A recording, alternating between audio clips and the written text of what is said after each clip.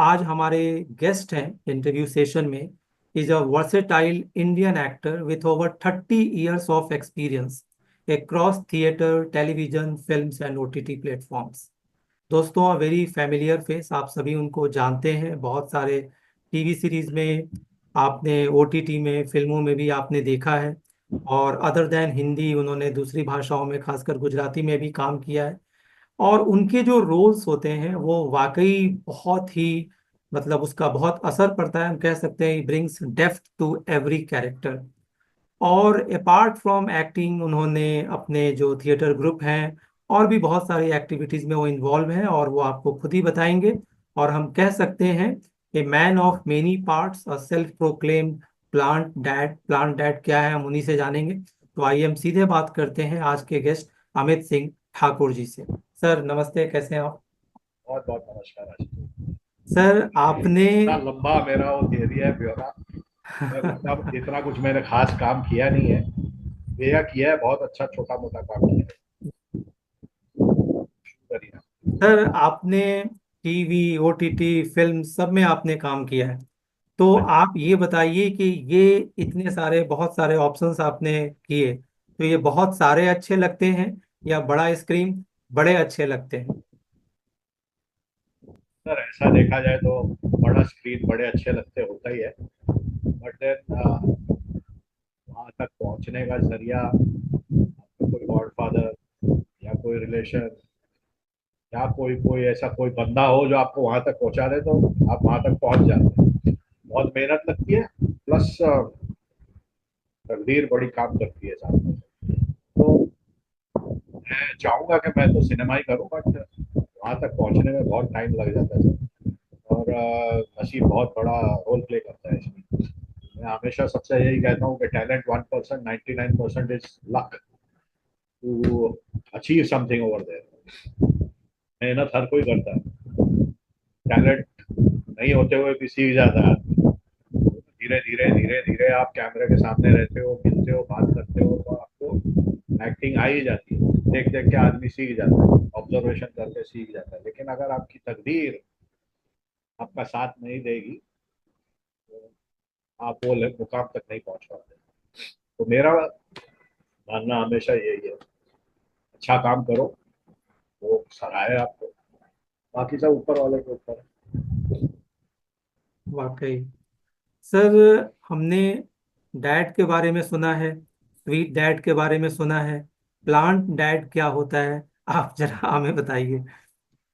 Plant dad ये है कि मैं पौधों, झाड़ों का और ग्रीनरी का बहुत बड़ा फैन रहा हूँ बचपन से। आज भी आप मेरे घर में देखेंगे तो प्लांट यहाँ भी है, वो कोने में भी है, बाहर हम्म बैल्कनी में भी है। हम्म हम्म तो शौक है मुझे हम्म बचपन से। हम्म तो इसलिए मैं अपने आप को प्लांट डैड बोलता हूँ। तो मेरे को कहीं भी रास्ते में हम्म प्लांट अगर कुचला हुआ मिल गया या गिरा हुआ मिल गया या उखाड़ा हुआ मिल गया तो मैं ले आता हूँ। हम्म और कोशिश करता हूँ कि वो फिर से फले फूले। तो इसलिए अपने आप को मैं प्लांट डैड कहता हूँ। और नुकसान बर्दाश्त नहीं होता मेरे से, कोई झाड़ों के साथ में तोड़ फोड़ दे या ऐसे नहीं तो आई कांट टॉलरेट। इसलिए मैं अपने आप को प्लांट डैड कहता हूँ। वैसे मैं प्लांट पेट भी हूँ, अपना डैड भी हूँ। मैं कुत्ते को कुत्ता नहीं कहता, मैं अपना बच्चा कहता हूँ। मेरे पास है, मेरा एक नियो करके पपी है मेरा। लगाव है सर जानवरों से। सर एंटरटेनमेंट इंडस्ट्री से आप बिलोंग करते हैं, और एंटरटेनमेंट इंडस्ट्री पे एक आरोप लगता है कि ये हिंदू विरोधी प्रचार करते हैं अपनी फिल्मों के माध्यम से, अपने सीरीज के माध्यम से। तो आप इसमें कहाँ तक सहमत हैं? बहुत ही एक जेनरिक और सब्जेक्टिव टर्म है, आप उसको कैसे लेते हैं।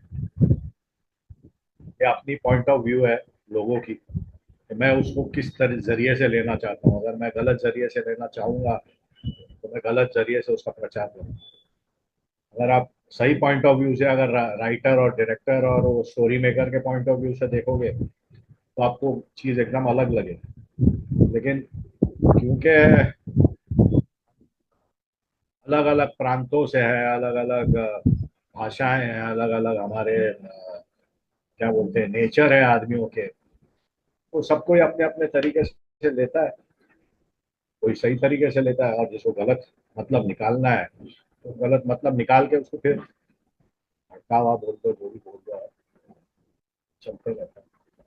बट राइटर या डायरेक्टर या स्टोरी मेकर ये कभी नहीं चाहेगा कि उसका जो भी वो लिख रहा है वो गलत तरीके से लिखे, वो अपनी सोच से सही तरीके से लिख रहा है। बट ये ऑडियंस पॉइंट ऑफ व्यू है कि वो उसे किस तरीके से देखता है। मतलब आपके हिसाब से इस ब्लेम में कोई सच्चाई नहीं है? ये अपना मेरा पॉइंट ऑफ व्यू है। हम्म। आपका पॉइंट ऑफ व्यू शायद मेरे से मैच नहीं करता होगा। बिल्कुल बिल्कुल। This is my point of view कि बिल्कुल। हम्म। स्टोरी राइटर कभी ये सोच के नहीं लिखता कि मेरे को भड़काना है। हम्म। हाँ, सही। पॉइंट रिसर्च में यहाँ वहाँ हो सकता है, हम्म। जिसकी वजह से वो शायद इधर भी जाए या उधर भी जाए, बहुत थिन लाइन है। हम्म। तो रिसर्च करना बहुत जरूरी है। अगर रिसर्च सही हुआ हो, हम्म। आई डोंट थिंक सो वो ये मतलब से करता है कि वो audience point of view audience को भड़काए या लोगों को भड़काए। हम्म। अगेन पॉइंट ऑफ व्यू अपना अपना सबका अलग अलग है। हम्म। सर, अभी आपने देखा कि हमारे देश ने, कंट्री ने, और जो हम लोग हैं कॉमन मैन, ऑपरेशन सिंदूर को हमने देखा, एक्सपीरियंस किया। बड़ा टेंस वाला भी सिचुएशन था, और अभी हम सब विक्ट्री भी एंजॉय कर रहे हैं। तो ये जो टाइम था जब हमारा पूरा देश हाई अलर्ट पे था, तो उस समय आप क्या एक्सपीरियंस कर रहे थे? आपने क्या महसूस किया? पाकिस्तान ने कहा था कि दिल्ली और बॉम्बे हमारा टारगेट है, आप मुंबई में रहते हैं, तो कैसा एक्सपीरियंस कर रहे थे? और एक बात मुझे और बताइएगा, मैं दूसरी बात भी आपसे पूछ रहा हूँ। मैंने बहुत सारे जो बॉलीवुड के लोगों से बात किया, और लोग कहते भी हैं कि जो फिल्म इंडस्ट्री के लोग हैं वो पाकिस्तान का खुल करके विरोध नहीं करते, एंटरटेनमेंट इंडस्ट्री का। खुल करके बोली कि जी मुझे पाकिस्तानी कलाकारों के साथ काम नहीं करना, हमें इंडिया प्यारा है, इंडिया हमारे लिए इम्पोर्टेंट है। तो इन सब चीज़ों पर आपकी क्या राय है? अगेन मैं पॉलिटिक्स में मैं बिलीव नहीं करता हूँ। एक साफ बात मैं आपको नहीं, ये तो बताऊँ। एक सेंटिमेंट की बात है। सेंटीमेंट का सवाल जहां तक आता है तो ये देखिए, आर्टिस्ट है, आर्टिस्ट दोनों जगह के एक जैसे काम वो एक जैसे ही करते हैं, सबको प्यार उनसे एक जैसा ही है। बट ये है कि अब जाति भेद हो गया है कि वो पाकिस्तान का आर्टिस्ट है और हम हिंदुस्तान के आर्टिस्ट है। और हिंदुस्तान के आर्टिस्टों ने क्यों नहीं या पाकिस्तान आर्टिस्ट के ऊपर वो विरोध किया या उनके खिलाफ बोले जैसे उन्होंने बोला। अब मेरा समझना ये है कि पाकिस्तान के आर्टिस्टों ने जो भी बोला वो हो सकता है उन्होंने अपनी सोच से ना बोला हो, उनको प्रेशराइज किया हो कि ऐसा बोलो, इससे वो जाति भेदभाव और बढ़े और खिलाफ जाए हिंदुस्तान पाकिस्तान के बीच में और दरारें पड़े। ये मेरा पॉइंट ऑफ व्यू। बाकी वो यहाँ आके काम करता है या वहाँ आके काम करता है, सब एक जैसे ही है। और हमारे आर्टिस्टों ने क्यों नहीं बोला, ये अगेन उनका पॉइंट ऑफ व्यू है, उनकी सोच है कि उनको बोलना चाहिए था कि नहीं बोलना चाहिए था। वो अपने कॉन्शियस में झांक के देखे कि क्या सही है क्या गलत है। खैर मैंने तो अपना स्टेप लिया था। युद्ध कोई सोल्यूशन नहीं है सर। जो भी किया हिंदुस्तान ने अपने मर्यादा में रहते हुए किया, उसको उस सबक करना चाहिए था उसने किया, और टॉलरेट भी किया है उन्होंने। और जवाब देना बहुत जरूरी था, मेरे हिसाब से जो किया सही किया। स्क्रिप्ट कितना भी दमदार हो, और मनी ऑफर चाहे कितना भी एंटाइसिंग हो, आप पाकिस्तानी कलाकारों के साथ काम करेंगे या नहीं करेंगे, या आप कहेंगे कि नहीं इसके कारण मैं नहीं काम करूंगा? जैसे सिंगर हैं एक अभिजीत भट्टाचार्य, आपकी फ्रेटर्निटी से, वो खुल करके विरोध करते हैं कि नहीं करूंगा तो नहीं करूंगा। तो आप क्या कहेंगे? ऐसा और वो सब तो सवाल नहीं उठता है। या एक ये मैं ये कहना चाहूंगा कि एक स्टैंड के हिसाब से अगर एक स्टैंड लेना चाहिए हमको हिंदुस्तानी होते ना के नाते, तो मैं शायद नहीं करूंगा। अपनी सोच के बारे में मैं बताऊंगा कि मेरी सोच ऐसी रही है कि जो सही है वो सही है, जो गलत है वो गलत है। अगर वो गलत होते हुए मैं उसको सही बोलना चाहूंगा तो वो सही नहीं हो जाएगा। मेरा स्टैंड हमेशा यही रहेगा कि अगर मेरे कंट्री के खिलाफ कोई कोई गया है, मैं 2 बार सोचूंगा मैं उसके साथ काम करूंगा। भले वो इंसान कितना भी अच्छा क्यों ना हो, उसकी अपनी कोई मुसीबतें नहीं होंगी वहाँ, वो हिसाब से उसने वो स्टैंड लिया, मेरा ऐसा मानना है। लेकिन अपना अपना पॉइंट ऑफ व्यू सबका अलग होता है, जरिया सोचने का अलग होता है। मेरा सोचने का ये जरिया कि आई डोंट थिंक सो, मैं एक्टर का नाम नहीं लूंगा जिसने भी ये कहा था कि मतलब शेमलेस थिंग है जो भी है, वो अपनी सोच से उसने बोला है, मैं नहीं मानता ये। ये उसकी अभी एक फिल्म उसने हिंदुस्तानी फिल्म की है जो शायद अब रिलीज ना हो पाई है। ऐसा सोच वाला बंदा मेरे को नहीं लगता कि वो ऐसा बोलेगा, जरूर उसको कुछ ना कुछ प्रेशर आया होगा या लंच पॉइंट पे बोला होगा कि वो ऐसा। ये मेरी सोच आ गया, मेरी कोई दावे के साथ मैं नहीं कह सकता हूँ कि ऐसा ही हुआ होगा। My point of view, I give benefit of doubt to. Sir एक बात बताइए, आमतौर पर ऐसा कहा जाता है या हमें पता चलता है कि फिल्म इंडस्ट्री में, एंटरटेनमेंट इंडस्ट्री में जो एक्ट्रेसेस होती हैं, आमतौर पर 25 साल 30 साल के बाद उनका जो लीड रोल होता है वो आमतौर पर खत्म हो जाता है, मदर बहन इसमें आ जाती हैं। एक्ट्रेस के साथ भी ये होता है कि एक सर्टेन स्टेज के बाद उनका जो रिलेवेंस होता है वो कम हो जाता है सीनियर एक्ट्रेस को लेकर के। मेन स्ट्रीम या उस तरीके, जैसे हमने एक फिल्म का मैं जिक्र करूंगा, शायद आपने देखी हो, अवतार, राजेश खन्ना जी की। उसमें जो सेंट्रल कैरेक्टर थे जो राजेश जी ने प्ले किया था, वो एक सीनियर मैन का प्ले किया था। तो इन सब के बीच हम देख रहे हैं कि ओटीटी की एंट्री होती है। तो ओटीटी के आने से, चाहे हम लाख कहें कि उससे हमारे कल्चर को बहुत हद तक डैमेज भी उसने किया, गालियां और वल्गर सीन, डिस्पाइट दैट, तो आपको क्या लगता है कि ओटीटी के आने से जो खास करके जो सीनियर एक्टर्स हैं, जैसे आपको भी सीनियर एक्टर कहा जाएगा, 30 साल से ज्यादा का आपका इसमें एक्सपीरियंस है, तो ये चीजें बदली हैं not only for senior actors, actresses के लिए भी और भी लोगों के लिए? बदली तो जरूर है, तो जरूर है। काम मिला है, लोगों को काम मिला है, जो बहुत सारे एनएसडी के एक्टर्स हैं जो मतलब 12 12 साल, 15 15 साल, 20 20 साल हो गए स्ट्रगल करते रहे, अच्छा काम नहीं मिला। लेकिन ओटीटी के आने के बाद मोस्टली सबको सबको काम मिला, और अच्छा काम मिला, और अच्छा कर रहे हैं।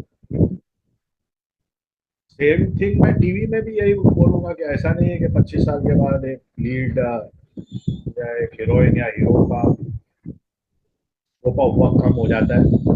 ऐसे रोल बनते भी हैं जो 30 35 साल के हीरो, जैसे आप बड़े अच्छे लगते हैं, ले लीजिए आप, जो मैं कर रहा था, तो लीड्स दोनों एजेड दिखाए गए, उस पर स्टोरी चली है और अच्छी तरह चली, 3 3 साल तक शो चला वो, और आज भी उसके सीजन बनते जा रहे हैं। ऐसा नहीं है कि काम की कमी नहीं है, बट ये फिर ये है कि वो ट्रेंड क्या चल रहा है, क्या हम ऐसा चाहते हैं कि हम एक नई सोच पे विचार करें, या जो चलता जा रहा है उसी पे चलाते जाए। तो एक एक तो वो ट्रेंड लाने में भी थोड़ी झिझक ये होती है आजकल के राइटर्स और प्रोड्यूसर्स को, कि ऑडियंस क्या चाहता है। टीआरपी सब मायने रखती है, टीआरपी नहीं आए तो आपके 15 15 20 20 दिन में, एक एक महीने में शो बंद हो रहे हैं। तो इसीलिए, क्योंकि ऑडियंस पॉइंट ऑफ व्यू से क्या अच्छा लग रहा है वो समझने में बहुत बहुत टाइम जा रहा है। पता नहीं चल रहा है कि हम ये स्टोरी चलाएं कि ये स्टोरी चलाएं। ऑडियंस यूं पलट जाता है, यूं रिमोट इतना उनके लिए वैल्यूएबल हो गया है कि जरा भी आपको क्लिप या वो शॉट या स्टोरी, वो एक्टिंग नहीं पसंद आई, स्विच ओवर हो जाता है। तो टीआरपी बड़ा गेम खेलता है इसमें, तो इसलिए नया राइटर या प्रोड्यूसर या जो एक्टर, वो नए सोच की, नए काम की इसमें वो बैठा रहता है कि भाई कब शुरू हो, कब शुरू हो, कब चेंजेस आए। लेकिन वो चेंज आना मेरे ख्याल से टेलीविजन में तो बहुत मुश्किल है। कि आप आज पाकिस्तानी सीरियल देख लीजिए आप, वो एकदम नेचुरल है, एक्टिंग उनका, जोन बोलिए, स्टोरी बोलिए, सेट्स बोलिए, ऐसे नॉर्मल आपका लगता है, आपको लगता है कि नॉर्मल फैमिली, नॉर्मल अपना घर बार में चल रहा था। यहाँ वो चीज़ नहीं है, सेट भी एकदम आलीशान, कपड़े एकदम ओवर द टॉप, हीरोइन सो रही है वही गहने पहने हुए हैं, वही कपड़े पहन के सो रही है, मेकअप लगा हुआ है, तो वो चेंजेस मेरे ख्याल से ऑडियंस पॉइंट ऑफ व्यू से वो नहीं चाहती कि वो चेंज हो। अगर ऑडियंस चाहेगी कि ये चेंज हो, आजकल हमारा क्या मेन ऑडियंस हम रूरल एरिया में देख रहे हैं, अर्बन में कुछ नहीं है, जो गाँव देहात में है उनको वही टाइप का एक मॉडर्न लुक और चमकीला धमकीला भड़कता हुआ एक ऐसा वो माहौल चाहिए, वो हिसाब से वो चल रहा है। तो आज आज वो गाड़ी आज तक वही चल रही है। तो ये मेरे को नहीं लगता कि इतनी जल्दी चेंज होगा हमारे इंडिया टेलीविजन। तो कोशिश की थी इन्होंने हम्म, कि हम रियलिस्टिक स्टोरी बनाए, सोनी ने भी किया हम्म, था और बाकी दूसरे चैनल हम्म, चल नहीं पाए शो, 2-3 महीने में बंद हो गए। हम्म। अब नया एक ट्रेंड फिर से शुरू किया है एक चैनल ने, जो फाइनाइट सीरीज बना रहे हैं, मतलब वो 103 या 52 या 130 एपिसोड की कहानी होगी, 6 महीने में वो स्टोरी वाइंड अप होगी। देखते हैं, वो जो मैं कर रहा हूँ अभी एक एपिसोड की कहानी है वो। सर, हम देखते हैं कि टीवी और फिल्मों के माध्यम से जो समाज में, और दावा भी किया जाता है कि जो इल्ड प्रैक्टिसेज हैं उनको कहानियों के माध्यम से उठाया जाता है। लेकिन आपने अभी अभी बड़े अच्छे लगते हैं सीरियल का आपने जिक्र किया, एकता कपूर जी का शायद वो प्रोडक्शन का सीरियल था। तो हम ये भी हमें देखने को मिलता है कि खास करके टीवी इंडस्ट्री में जो लोगों का पेमेंट होता है वो शायद 90 दिनों के बाद मिलता है। तो आपको नहीं लगता कि ये इल प्रैक्टिस है? एक तरफ आप समाज में सुधार की बात करते हैं और घर में ही इस तरीके की इल प्रैक्टिस चल रही है, तो आप जैसे लोगों को इस पर आवाज उठानी चाहिए। ये गलत है। आवाज उठा के करेंगे क्या, वो ट्रेंड बन गया है अब। प्रोड्यूसर अपनी जेब से नहीं चाहता कि वो 90 दिन बाद पैसे मिले, उसको भी 90 दिन बाद ही मिल रहा है आज पैसा। समझ रहे हैं? ये ट्रेंड चल गया जहाँ ऊपर से चैनल ही अगर उसको 90 दिन बाद देगा तो वो हमें 90 दिन या 120 दिन बाद ही दे पाएगा पेमेंट, अपनी जेब से तो नहीं डालेगा ना, क्योंकि वो अलग से उसका सेट बनना है, रोज का डेली कॉस्ट, खर्चे बहुत है, डेली तो एक्सपेंसेस जो है। लेबर लेबर लॉ के हिसाब से तो ये गलत है ना? एब्सोल्युटली गलत है, एब्सोल्युटली गलत है, बट इसमें कुछ हो नहीं सकता सर। ट्रेंड चेंज करना बहुत मुश्किल है, बहुत मुश्किल है ये आपको। ये हमारी, मतलब हम क्या बोले, अब वो उनके घुट पी गए, हम्म। ये समझिए ना, हमको बता आदत हो गई है कि भाई 90 दिन बाद आने वाला है पेमेंट, तो आने वाला है 90 दिन। अब ये जान पूछ के कोई नहीं करता, तो मिलता ही वहां से 90 दिन में। पहले ट्रेंड अलग था, पहले 30 दिन में आ जाता था, 45 डेज में आ जाता था, तो हमको भी उस हिसाब से मिलते रहा। फिर वो ट्रेंड चेंज हुआ, कोविड का बहुत बड़ा फायदा उठाया सब। उस फायदे को उठाते हुए अब वो ट्रेंड हो गया कि चैनल से ही उनको 90 दिन बाद मिलता है, तो नेचुरली प्रोड्यूसर हमको 90 दिन बाद ही देगा।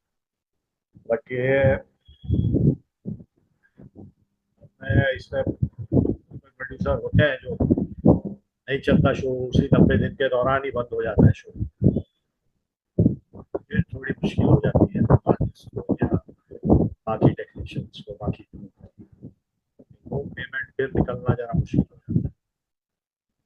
बट ये ट्रेंड है, और जो टीवी एक्टिंग में कर रहा है वो भले अंदर से नहीं चाहते हुए भी कि भाई ये गलत है, कुछ कर नहीं पाते हम। ट्रेंड है जो है वो है, 90 दिन का ट्रेंड बन गया, तो सब साइकोलॉजिकली सब सेट कर लेते हैं अपने आप को। भाई अभी मेरे पास शो मिला है तो इसका 90 दिन बाद पैसा आना, तो मेरे को 90 दिन कैसे संभालना है अपने आप, ट्यून्ड हो गए हैं सब, चलता है। हम्म।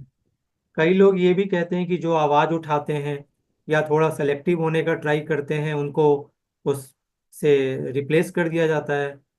अगर हम छोड़ दें, हम नहीं करें, हम क्वेश्चन करें, तो हमारे बदले 10 लोग तैयार हैं कम में काम करने में और रेडी हैं वो एक्सप्लॉयटेशन सहने में। सर उसको भी रोका नहीं जा सकता, उसको भी रोका नहीं जा सकता, ये अपनी अपनी चॉइस है। आप कितने पेशेंट है और आप कितने सक्षम है अपने बैकअप को लेके, ये सब। और अंडर कटिंग कहाँ नहीं होती सर, आज टीवी की नहीं बात करता हूँ मैं, अंडर कटिंग कहाँ नहीं होती है। लेकिन फिर एक बात ये आ जाती है कि अंडर कटिंग होती है, कुछ टाइम तक होती है, उनको खुद पता चल जाता है कि अंडर कट पे, अंडर कट वाला जो एक्टर आएगा वो भले आपके 10 टेक दे देगा या 15 टेक दे देगा, आपने सस्ते में खरीदा है तो एक्टर भी वैसे ही आने वाला है। तो end of the day cost of production पे फर्क पड़ेगा ही पड़ेगा। जो आप एक आर्टिस्ट, अच्छे आर्टिस्ट को लेते हो, पैसा देते हो, वो एक टेक में, दो टेक में आपका काम कर देगा। तो वहाँ आपकी प्रोडक्टिविटी बढ़ जाती है। एंड ऑफ द डे जहाँ 13 मिनट आने वाले होते हैं वहाँ 18 मिनट आ रहे हैं आपके, तो वो 5 मिनट बहुत बड़ा मायने रखता है कॉस्ट वाइज टीवी सीरियल में, पर डे पर एपिसोड बनाने। तो लोग जानते हैं, समझते भी हैं, बट ट्रेंड चल चुका है सर, इसको कुछ नहीं कर सकते। सर एक बदलाव हम जो देख रहे हैं फिल्म इंडस्ट्री में, टीवी में, ओटीटी में, पहले मुझे याद है या हम सबने देखा कि एक सुपर फाइन एक्सेंट और एक सेंट्रल कैरेक्टर या सेंट्रल स्टोरीज को लेकर के कंटेंट बनाया जाता था। आज हम कुछ साल से देख रहे हैं, खास करके कोविड के बाद से, कि जो रीजनल कंटेंट है, रीजनल लैंग्वेजेस हैं, खास करके यूपी बिहार की जो लैंग्वेज है, पंचायत या चिकित्सालय, ऐसे बहुत सारे सीरियल जो आजकल ओटीटी प्रोग्राम्स पॉपुलर हो रहे हैं। तो इसके पीछे क्या वजह है? आप एक बात को समझिए, ये रिसर्च है, ये सब रिसर्च है। ये मैं या आप चाहेंगे कि मैं इस टाइप की सीरियल बनाऊं या ऐसे टाइप का रोल करूं, ये ऐसे टाइप की स्टोरी लिखूं, नहीं। ये बाकायदा रिसर्च करती है ओटीटी प्लेटफॉर्म्स के, कहाँ कहाँ क्या चल रहा है और क्या पसंद आ रहा है लोगों को, समझ रहे हैं। ये रिसर्च के बाद वो बोलते हैं कि नहीं, अभी हमको ये अर्बन टाइप की स्टोरी चाहिए, यहाँ यहाँ की स्टोरी चाहिए, गुजरात की स्टोरी चाहिए, या बिहार की स्टोरी चाहिए, क्योंकि वहाँ का ऑडियंस मिल रहा है उनको। अगर ऑडियंस नहीं मिलेगा तो वो कमाएंगे कहाँ से सर, पर व्यू कहाँ से आएगा। तो ये अब ये ट्रेंड जो चेंज हो रहा है, जहाँ की स्टोरी जहाँ चल रही है, वहाँ वहाँ का वो ऑडियंस रिसर्च वैसा मिला होगा उनको प्लेटफॉर्म्स को, इसलिए उस टाइप की स्टोरीज बन रही है। और कोई बुरी बात नहीं है उसमें।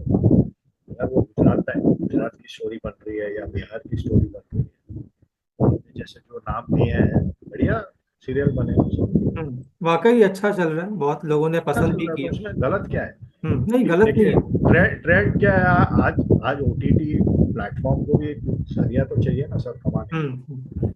हम्म। अगर पेड व्यूज नहीं आएंगे या चैनल सब्सक्रिप्शन नहीं मिलेगा उसको, तो वो कैसे सर्वाइव करेगा, तो हम कैसे सर्वाइव करेंगे। तो ये सब रिसर्च बेस्ड है, अच्छी खासी रिसर्च होती है, टीम है, बड़ी बड़ी टीम बैठी हुई है सब जगह, तो रिसर्च करके इनको फीडबैक देती है, वो हिसाब से चैनल आगे काम करते हैं। बहुत को। और सर एक आपसे आखिरी सवाल, कि अभी आपके कौन से प्रोजेक्ट्स हैं जो आने वाले हैं, या आपको लगता है कि हाँ इट विल वर्क, थोड़ा सा बेटर करेगा ये? नहीं, जैसे मैंने आपको बताया कि मैं अभी एक चैनल के लिए कर रहा हूँ, फाइनाइट सीरीज है, तो सोच अच्छी है उनकी कि इतने टाइम, स्टिपुलेटेड टाइम में वो स्टोरी खत्म हो जाएगी, शो खत्म हो जाएगा, ऑडियंस को भी एक एक पॉइंट मिलेगा कि भाई ये स्टोरी यहाँ से यहाँ तक ही जाने वाली है, हम हम्म। खींचने वाली है। हम्म। तो एक वो शायद ऑडियंस बैठे, शो हम्म। देखे, वो हम्म। एक फाइनाइट स्टोरी है, उसको हम्म। पता है ये एपिसोड के एंड के बाद ये एपिसोड का एंड होना ही है। हम्म। ये नहीं हुआ कि मेरा ये एपिसोड के बाद ये एपिसोड में ये टीआरपी ट्रैक चल गया तो दूसरे एपिसोड में उसका ट्रैक बढ़ गया। बिल्कुल बिल्कुल। खास करके एक मुझे लाइन याद आ रही है, आजकल जो चल रहा है कि जो एक बार सीरियल ओटीटी, हरि अनंत हरि कथा अनंता, उसका कोई एंड ही नहीं होता। फिर वो देखा कि ये ट्रैक चल रहा है तो वो बोला भाई स्टोरी साइड में रहने दो, आप ये ट्रैक चलाओ, टीआरपी आ रही है ना। तो बेसिकली सब टीआरपी के लिए, लेकिन ये ट्रेंड अब शुरू किया है चैनल ने, हम्म। नाम नहीं लूंगा मैं, अभी वो काम कर रहा हूँ, तो मोस्ट प्रॉब्ली बाय आईपीएल के एंड होने तक वो शुरू हो जाएंगे। उन्होंने सब फाइनाइट सीरीज ही बनाई है इस बार, तो होपफुली थोड़ा सा चेंज देखने मिल सकता है कि आपको एक अच्छी कहानी मिले। उसको पता है कि ये 6 महीने बाद या 5 महीने बाद या 8 महीने बाद स्टोरी खत्म हो जाएगी, तो वो ऑडियंस का भी पॉइंट ऑफ व्यू से उनको लगा रहते कि हाँ भाई आगे देखें क्या, अरे खत्म हो जाएगा, मिस कर दिया तो इसके बाद क्या होगा पता नहीं चलेगा। तो होपफुली चले वो। बाकी कोशिश तो सब जगह करते रहते कि भाई अच्छा काम हो, अच्छा काम हो। ये जो बड़े अच्छे लगते हैं जो सीरियल था, ये एक टाइम पर देश की धड़कन बन गया था, तो उसमें आपकी एंट्री कैसे हुई?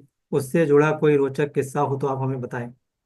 देखिए सेकंड सेकंड सीजन की जब बात चल रही है, सेकंड सीजन, फर्स्ट सीजन तो बहुत बढ़िया चला गया था, उस वक्त मैं बालाजी का दूसरा शो कर रहा था। मैं मोस्टली मैं बालाजी के ही शोज किए, मैंने एकता कपूर के ही शोज किए हैं आज तो 20 साल से मैं उनके साथ जुड़ा हुआ हूँ, लगभग 16-17 शो कर चुका हूँ। तो फर्स्ट सीजन बड़े अच्छे लगते जब चल रहा था, तो उसके बाद जब सेकंड सीजन आया तो मामा जी का रोल मुझे ऑफर हुआ था। तो फर्स्ट सीजन में मामा जी वॉज अ ग्रेट हिट। तो बहुत अच्छे दोस्त है मेरे, उन्होंने वो परफॉर्म किया था। तो इस बार वो रोल आया था, बट इस बार उन्होंने मामी का रोल भी ऐड कर दिया था, थोड़ा स्पाइस अप करने के लिए। वो हिसाब से वो किया, बहुत अच्छा कॉमिक रोल था, मजा आया करते हुए। बट मेरा आज तक का बेस्ट काम टेलीविजन में एक शो था, हम परदेसी हो गए। शायद आपने देखा होगा कि फर्स्ट शो था जो आउट ऑफ इंडिया गया था। मैं ऑस्ट्रेलिया में शूट किया था उसका कुछ एपिसोड, फिर नेक्स्ट जो सीजन था हमने साउथ अफ्रीका में शूट किया था। तो पहला वो शो था जो आउट ऑफ इंडिया गया था। मेरा आज तक का बेस्ट टेलीविजन शो है। उसके बाद मैंने किए अच्छे काम किए, लेकिन वो बेस्ट शो था मेरा। तो व्यूवर्स, आप देख रहे थे अमित सिंह ठाकुर जी को, बड़े ही पॉपुलर एक्टर हैं। आपको आज का एपिसोड कैसा लगा, आप हमें कमेंट करके बताइए। मैं हूं आप सभी का दोस्त, a very common man, again आपको बता रहा हूं, आशीष कुमार, याद रखिएगा। और एपिसोड्स अगर आपको अच्छे लगते हैं तो प्लीज़ आप इन्हें लाइक और शेयर भी करते रहिए। तो मुझे दीजिए इजाज़त। जय हिंद।